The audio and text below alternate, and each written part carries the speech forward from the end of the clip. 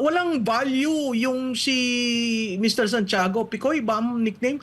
Walang value. Yinanig lang niya, very incredulous yung mga sinabi niya. Yinanig niya at tiningnan niyang kaya ko bang mapabilib itong mga ito.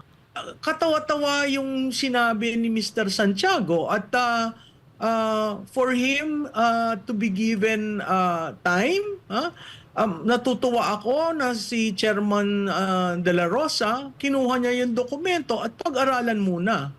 Kasi parang ang sinasabi niya, gumawa sila ng patibong sa Senado. I mean, you don't do that to an institution like the Senate. At kaduda-duda yung mga actuations niya. Kasi nung narinig natin yung opening ni Mr. Enriquez, makikita mo talagang hirap na hirap yung tao.